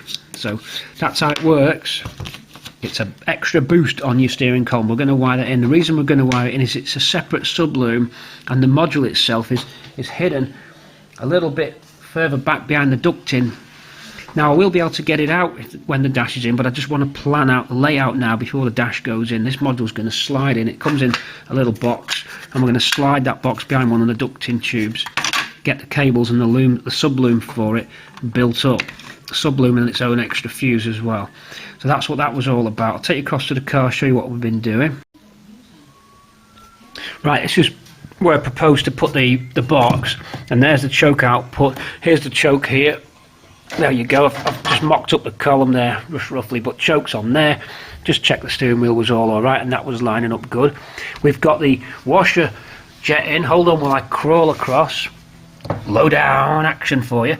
We've got, let's go from what we can see first. There's your cruise control activator. Look, nicely bolted in. Hope you can see this is alright. It's all a bit cramped. So that's cruise control bellows. Let's get you in a bit closer because the auto exposure will cut in now as we go into shadow, and you'll get a better view of what's going on. You'll see we've got the washer pump, the electric washer pump fitted there with its tubes going in. An extra hole is made, was left there to route the tube through, and then it goes into our hot wash system, our hot jet wash system, which is bolted up round this side. The tube coming out and going back into the bull engine bay through there where it normally would exit. That's it. So you've got that set up. We need to connect the cruise control vac pipes up to this, also to the cruise control wires. I don't think I've got the plug for that switch. I'm going to have to solder on. So we're just trying to get stuff that's in the way out of the way. That's what we did. Let me crawl out of here. A bit tricky. But this dashboard, we need to be getting on with it. Very important that we get on with a dash build so that we know what we're up against. Speakers in and working great, as we saw last night. So that's it. I want to just carry on with this heater control module and get it actually running. And we'll put the heater box in the car. We're going to permanently put it in because I've got a wax oil behind it. But we'll put it in, test it with just a temporary injection of power into the subloom. Okay, that's what we're on with. Let me do a little bit of soldering now and we'll take you back, show you this with its leads connected up. Here we go, let's do it. Nice. Go down the country. Okay, YouTubers and Patreons. Whoa, I've just kicked a bottle over. Here's the heater in the bay. We left you just a few seconds ago doing that wiring harness, and now it's done and doing that what we call the CPAC controller. In order to fully test it, it requires us installing the heater box, which was already rebuilt on a previous vid. If you've not seen it, scroll back for heater box rebuild. I don't know what episode it was, around in the 30s. Okay, so heater box is fully rebuilt and it's got an upgraded high power motor in it, which you'll see me fitting and testing in the previous film, or the dedicated film to the heater box, of course. Anyway, to test the setup you need power, so we've got a transformer down on the floor, a power pack running into the wiring harness of the car, because we're actually up and running on the harness. That gives us power to the sub loom. Now this isn't the main loom, that's why it's called a sub loom. So we build a sub loom which is all higher gauge cable, as opposed to this 25 amp. We're doing 40 amp runs, 30 amp cable runs. In there it's a bit lighter switching. Okay, funnily enough the heated seats don't actually take a lot of current. Anyway, we built a speed controller for the fan, so that here we are, actually sat in it. We'll mock it up and we'll talk it through. You know me, you know I like me tech stuff. So there's two functions, well, three if you include off. Off, slide across for mid-range fan speed, and then across for full power. Okay, if you go all the way across here and then pull out, that gives you fresh air. The way that it does it is, when I'm sliding this, not only is it operating electrical contact, but it's operating the lever, which is slowly closing off the airflow to the feet and to the screen and letting it all go to the vent. So when you go across this way, all the air is going to the face vents, but you've got no motor on because that's the off position for the motor. However, to get around it, by pulling out, it puts full power to the motor, so full power to the air vents. So that's how you get your vent or your fresh air, the nearest you get to aircon, across and pull out. So when we fit the higher power motor, the max speed on a Cortina on my motor is about running the motor at about half or maybe 2/3. So we needed to make it so that when I go across that way it's about 2/3 running. Otherwise what could happen is, when you're on full speed, if you just connected the power straight to it, it would be too much, and if you went halfway it would be too little. So you needed something in between to basically bring out the most of the motor, to get the maximum advantage out of the fact that you've got more power available. So we built this unit here, and here it is fitted and installed into the bulkhead. These are anti-rattle pads, and just so the cable doesn't rattle there, I've cushioned it up, because what you do is you just try and make things rattle and you'd be surprised. It's little, like even this could probably try and do it, so I'll sort that out, but you get little bits like this, noises, you know. So we look out for those. Obviously you can go too far with it. I don't want to go too far with it, just, you know, get it so it's not ridiculously rattling. So it's fixed in with a bracket strap there, and it's secured. Okay, and now that is a 40 amp 12 volt motor controller, what we call pulse width modulation, PWM. It's just the way that it chops the waveform up to control the motor, as opposed to the old style where you'd have a resistor, which gets very hot. You sometimes see them on newish or oldish cars, newish compared to Cortina, 90s cars and beyond, where they put the heater resistor inside the airflow itself, so it self-cools. Anyway, they're like wire wound elements. Sometimes you can call them rheostats, that's if they're adjustable. Other times the wire wound, I go backwards, wire around a ceramic core.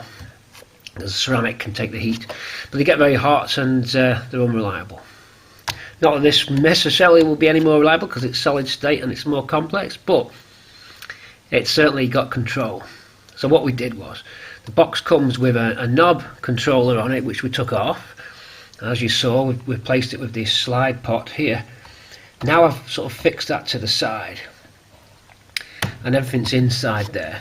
So I'm going to reach across with my right hand and operate the choke lever, and you'll see the pot slide go. So that's my variable speed, and I'm doing it by pulling this, because we don't have choke, we have auto choke. Everyone hates auto choke. I never had a problem with it myself. So normally this panel would be blanked off, and it has a little blanking cap which you can pop out. For cars that had chokes, they popped it out or they never fitted it. And there's a slit here which I think we've seen just before, so that goes in and out of the slit and operates the potentiometer. It's a 100k pot, slide pot, and that then in turn controls the transistors which chop the waveform or which control the speed. 3 main feeds come into it: a positive feed, nice juicy cable there going for a fuse, a grounding output to the motor itself, and then another positive feed. So you've got 3 connections on it, and then it's all built inside that box. I've had it running for 2 hours on full speed and it's not got warm at all. So that's that controller. So that's stepping back a little bit just to see, look what we've got. And I've checked the glove box fits. The glove box comes in there, so that's good. We've actually got more space for modules here than I realised. A lot more space than I realised for modules. Okay, so what about wiring it in then? Well, main cables come in on the sub loom, and they come in on these juicy fuse feeds here, and you've got 2 fuse feeds. One's this low power 4 amp fuse that runs the electronics and the speed controller, and it also runs the controls which I've added on. Talk to you about them in a sec. This fuse is the main motor feed, so we don't use the fuse. Huh? Ooh, hey, yeah, we don't use the fuse in Ford's fuse box for the blower motor. It's contained here, so it's instruments out to change it. Chances of you having to change it are slim, but it's there. It gets marked up with a little tag soon, and so we know what that is because that's not on our main fuse boards. Okay, so that is the loom, and then also the loom, the high current loom that's coming in, also gives a feed to our dashboard, which then hooks up to the red wires you can just see virtually in the middle of your screen, which run the subwoofer, the heated seats, and I can't remember what else. There's one other thing that's reasonably high current, but it's probably the subwoofer draws the most. Heated seats actually don't take that a lot. They're rated, I think, at 20 amps. Also, you've got this feed wire also goes down into the headlamp relay to bolster that one up, and it also supplies a feed for the horns because we've got 4 horns, 2 pairs, and we didn't want to overload the horn switch. So that's the sub loom explained. It's, if I step over into the car, being careful, you'll see big juicy cables coming in, and they're built into the harness. Indeed, it makes the harness a little bit more thicker, so when you're trying to pass it through some of the cable clips, you do get that struggle a little bit as it doesn't quite snap in, but it's not too bad. So there we go, that's that explained. Now you'll see a relay there, that's part of it. I'll explain that in a sec. First, we're going to switch the fan on. We're going to imagine that we're sliding the controller to position 1. At the moment it's fully off. Position 1 would, on the slide control, imagine this wire is a slide control. All that happens is it just touches that to metal inside the slide controller and grounds it. So that will ground it on this bolt, for example. You can hear that now. The fan's just slowly running. So we've got air coming out of there, and it's just on tick over that. Now you can vary that set speed if you want. I can take the module apart, but I tried to get it where I thought was about right for just tick over speed. There's just a little bit of heat coming out. You perhaps don't want the heater completely shut off, but you do want a little bit of heat just blowing through. So that's that. You can hear the relay click inside the box because it overrides the pot.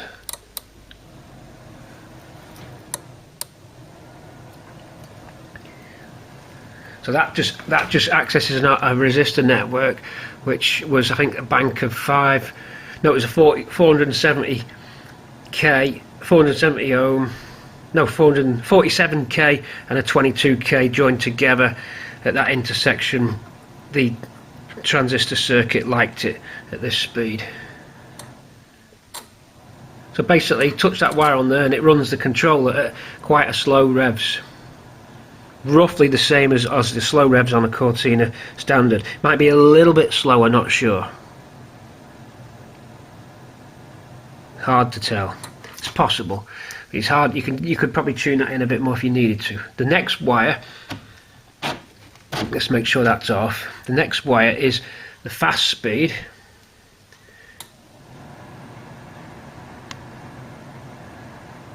can hear that's a bit faster. Or I say fast speed, we're going to actually rename it the variable setting. So in the middle is fixed to slow, and far left now is what we call variable speed or variomatic. So when I pull up on this now, this is our slide controller. Watch what happens. Let's get you in sideways on. It is easy to pull. I just don't want to pull it too quick. So because I've got the other the camera in the other hand, if I wobble it, we'll do it that way. Can you hear the speed going up?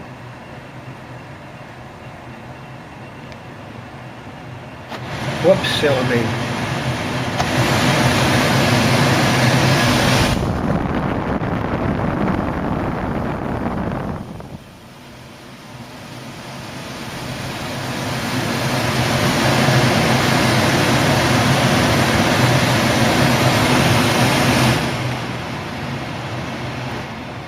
So there you can set whatever you want. So I'd be like this on the column, pulling up. I might just want, it'll be good in winter where you wouldn't want it too fast, but if you're really, really cold, because to get the full speed out of this on a standard motor, you're probably about here. But this just gives you that extra bit. This is the difference now. We'll go over there and listen.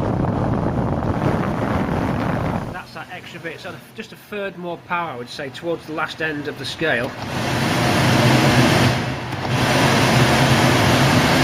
So you see what's happening.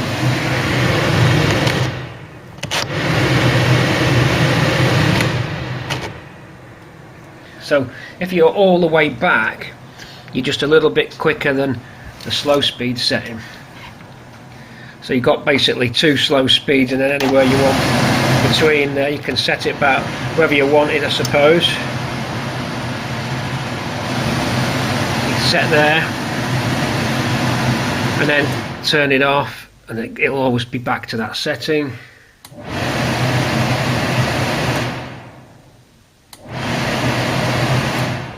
Or if you was all the way down, you'd be on a slow setting,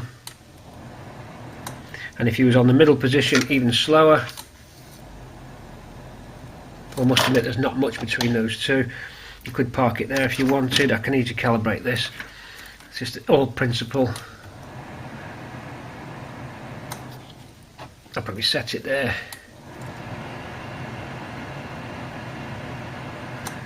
It's quiet and it's fast. Now, there is one more position when you're across all the way to the right and you want to do your fresh air. It'll then start closing the flap down here and shutting these off, thereby diverting everything to the vents to give you a full blast there on the vents.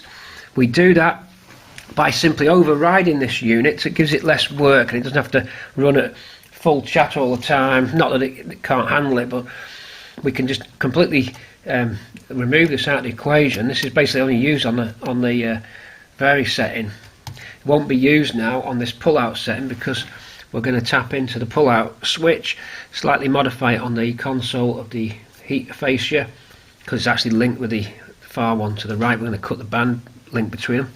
A relay then is mounted up on top, which supplies 12 volt ground straight to the blower motor and overrides the controller because the blower is running on permanent 12 and then grounds itself, and then we'll get full power when I click this relay on.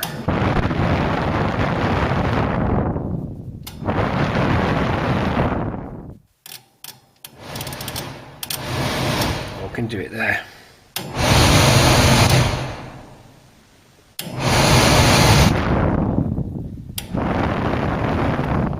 So what this enables us to do is control everything that we want from the standard heater controls as well, without melting them or overloading them. They can only just handle a normal Cortina motor, never mind one that can draw 30 amps. What I did notice when I put the blower motor into the car, that it can't push as easy as when it's on the bench. So obviously these ductings cause a resistance and it can only push a certain amount of air. So probably what happens is you'll reach a maximum capacity, whereby no matter what I did to that motor, it will not be able to push any more through these tubes. So we're probably at that point. In fact, that motor probably could go a lot more, but these tubes restrict the max amount. Consequently, it draws less current. I found that quite interesting. So if you let it run free, it'll go up to 30 amps. If you let it run pushing through here, it's about 18, 20 amps tops. It might change when you get ram air coming through here, because what it might not be able to do is it might not be able to just actually draw the air in to get its velocity up, and you might find that you get an increase when the ram air starts hitting it. So we might find that it's a little bit quicker with the car in motion, enabling a positive pressure applied to the air intake grill would help the air induction. Consequently, the rotors will spin up faster, more current will be drawn, more volume of air will be moved, in theory. So that's what we got to. It's all been a success. Just a little bit of tidying up to do now, and then fit some connectors onto these, so that when I offer up the dash here, that we can just hook these connectors in. In fact, it'd be nice just to put it onto one plug, to be fair, on one of those Molexes. I think I'll do that. It saves getting fiddly. Okay, I might just do a double and a single, because there's that single one. We'll have to see, but we've got these cables. In fact, I'm going to put that on a multi, I think. It'd just be easier that way. So that's it, we're done there. I think I'm going to wire that multi-plug in now, get it out of the way, because it's one of those jobs where you just want to get out of the way, really. So the heat's building up in here, weather's quite good, still on the lockdown, and progressing nicely. This took some thought, took some planning, and but it needs to be done, and it's a nice feature, I'm sure you'll agree. And of course we tested those speakers. So bit by bit we'll get it where we're ready to offer the dash up. I've come up with this crazy idea. I've got this rusty old dash. I'm going to cut it in half, then offer the half sections up, then look down the side of the half cut dash to see how things are panning out. So I can put like half a dashboard here, then look round the edge, and we'll see if anything's going to hit. That way we've got more of a chance getting this in, because you can see what I'm up against there. Look at that, it's going to be quite fun. Okay, so leave that with me, we'll set some back. I'm going to have a clean up. Time is 10 to 6, so another hour or so on it. Here we go. Apologies for the crackly radio, simply because we're indoors. Don't you worry, it's going to be great. The dashboard is alive. I know that you've seen it alive before, but you've not seen it connected into the car.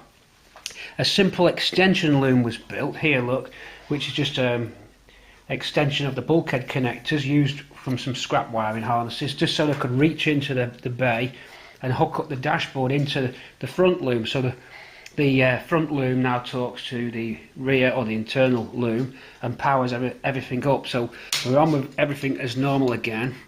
Hazards on, heated rears on. You can hear the headlamp relays clicking now, listen. Down there. So dip and high beam is on.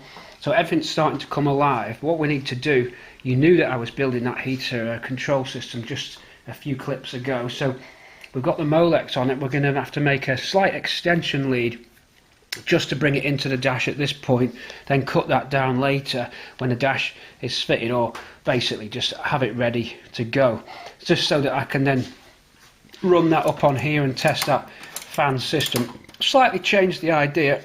I'm going to have it so that the vary speed is the middle one. I think that's a better idea than that, because sometimes I might not want to grab that control. I might just want to go whoomp straight across onto full power, and because of the air resistance and stuff, it's a little bit slower than it ran on the bench, so therefore that's probably okay. And this will be the vary speed control. There is an advantage of doing that as well, in that this lever operates also, as well as the switch, it operates the flap that closes the air to the vents. Okay, but if you're about halfway, the flap's about half closed. So if I had that there, and that now is variable power, it means that I can get hot air on my feet because the flap's halfway open, and it means that I can get cold air blasting out on my face at a very high speed. Normally you can only do that at the slow speed. This way you'll be able to vary the amount of hot to your feet by putting the slide heater control across to the right, and that was normally not available. So that makes that position more of a candidate for the vary speed, and that's just full speed, and then that up and out is just full speed.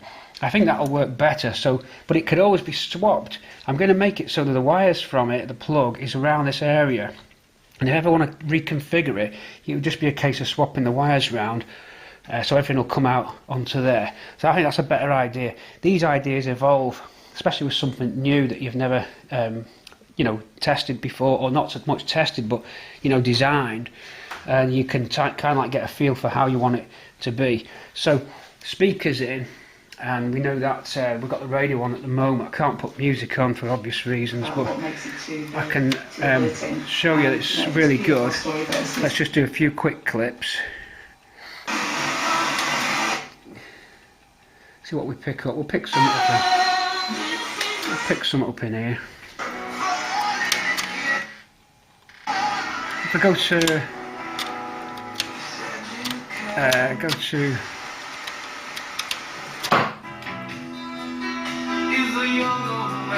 there you go. Hope it won't pick that up. Poor Patrick Swayze there. So we're good there. Very good to go. I'm going to carry on, but I've got a couple of extra wires that I've got to fit, and just a couple of little details now where we've got some more bulkhead wires to hook into, just to finish all the items in the engine bay. There's the stat control output, which gives us the semaphore indicator on the dash. We need to hook that up and find the wire for it. A couple of things. Then I'll take all the pods out, and then we'll try and get the dash in. It's going to be fun getting the dash in. Wish me luck as well. Also, we've got the wax oil gun down here. Look, here's our dinner troll. There's our pressured wax oil gun. This is the best way of doing it. Rather than those pump ones that you hand pressurise, these connect to your compressor, and the vessel itself is put under pressure, so you make sure your dinner troll's nice and liquid. If it's a bit gooey, then you warm it up. Place that into this vessel here, and then the pressure from your compressor will put the wax oil or the dinner troll or the cavity wax, whatever you want to call it, into this lance under pressure. Squeeze the trigger, and you get a really good fan dispersion out of that nozzle, which will be able to wax oil just up in this inner scuttle area before we close the panels to it and before we finalise the heater and fit it. So we want to get the wax oil in and then fit the heater permanently, because that scuttle bulkhead is vulnerable to rust, so we want to make sure it's well cavity wax treated before we close that area up there. So then that would probably almost complete the engine bay. I'll test the horn as well, make sure the output to that extra horn relay is clicking. In fact, will it click as you're on? I don't know, it might do. No horn at the moment. Is that the cruise control stalk though? I think it is. Here would be the horn, but here, I don't think it's going to do it because the horn is actually broke, but it might do. It might do. Don't think I can do it, folks. I can't quite press it, but we need to check the horn relays running. I'm sure it'll be fine. So everything seems to be working in the bay. And so that means I can confidently connect the bulkhead loom in, knowing that the dash is all running and everything on the dash is running. We're going to connect into the gearbox too, and we're going to simulate the speed again. Everything basically as we've tested it, but connected into the wiring harness. There's some work to do on the loom that takes us to the back of the car in terms of a few extra cables, but they can be done almost when the dash is in, because the cable runs neatly and easily accessible along the sill. But we do need to make sure the cables are ready, and indeed some of them are here ready to start extending themselves down. So a couple of small little niggly jobs to get out of the way. Once they're done though, and then we're off, we're running. Okay, let me get a little bit more of time to contemplate what I'm going to do next, because this is evolving on its own. Okay, we'll see you in a sec. Okay, I'm checking back with you after about 5 hours, maybe 4. I went for a bike ride for an hour, so we'll knock that off. Right, a lot of work's just gone on in that time period. A lot of cable tidying ups has just happened. A lot of leads have got fitted in so that we can plug in easy when we offer the dashboard up. So all these have been fitted in. There's the cruise control interrupts wires, there's the brake pedal wires. We've got other cables as kick down. All these things have been added so that they're easy to just plug and play. Also we should have, we've got a washer motor, electric washer motor, so I can just reach in and plug in. Some of them were a little bit short, so we've just tidied it all up, checking everything. The mobilizer's working, all the high beam switches are working, the headlamp relays are working. We're all firing up as we should. So we're all good. Wipers are on. And blower is on. So first position is just a gentle but variable, okay, stress the word. So that's your infinitely adjustable. So that's how I've done it. I think that's better. I think you'll agree that I've found the best way. That's better. I've found that is a good position for variomatic. So we'd go onto the control now and vary that middle section how you want. That also leaves the flap dead center between the fresh air vents and the washers. So we're good there. Next, full speed. Wow, wow, wow, wow. And then all the way off. Don't worry about this, just needs double-sided tape on that bezel. Then pull out for full power. Look what it does to the, look what the surge does to the rev gauge. Ha! It's that much of a power surge, it's crazy. So we've got that nicely done. Really made up with that, to be fair, everybody. It's a lovely feature there, so you just got it where you want. Variable, full speed, full fresh air, and wow, have we got some power. It's a hurricane in there.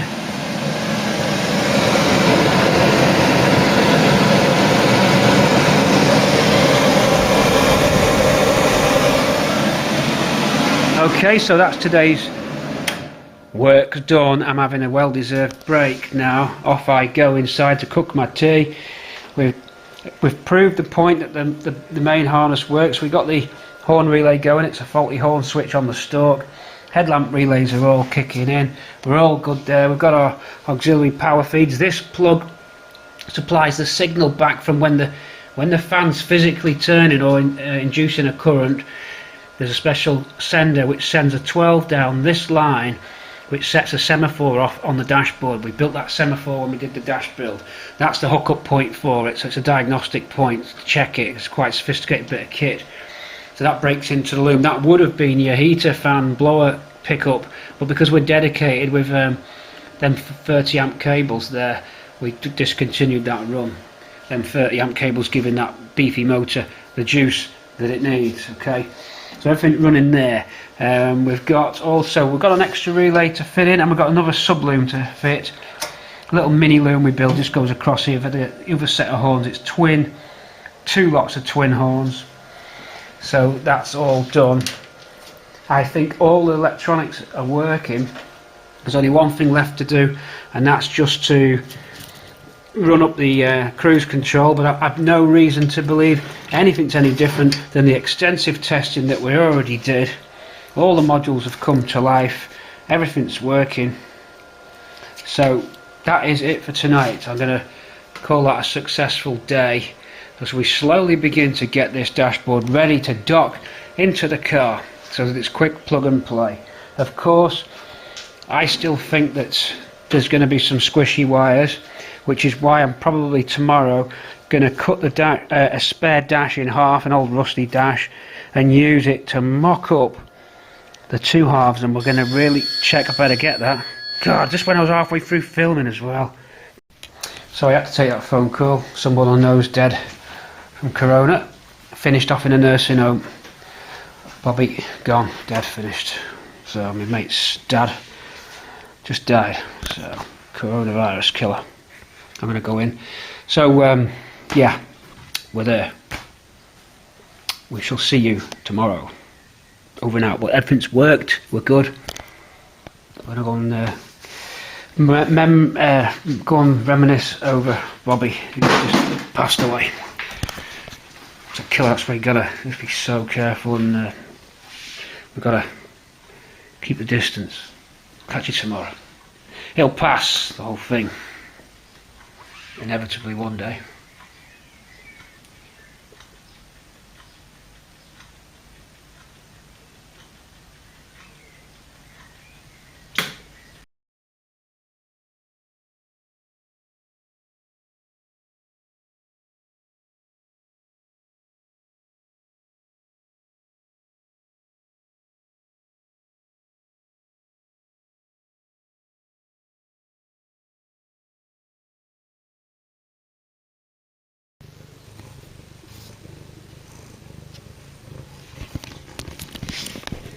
Here, have a smelly sock.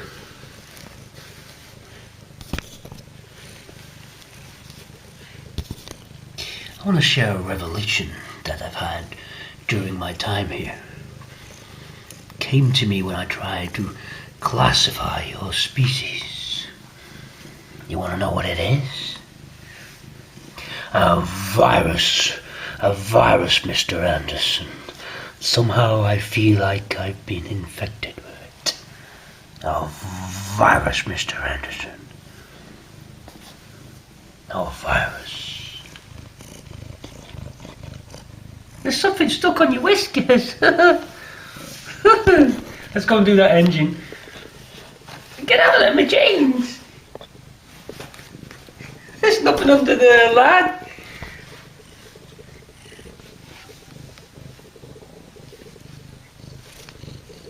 There's nought under there, lad. There's nought taken out.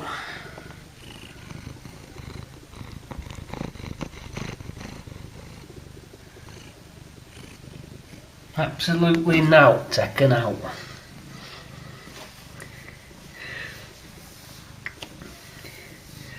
This is James Bond, need to know time.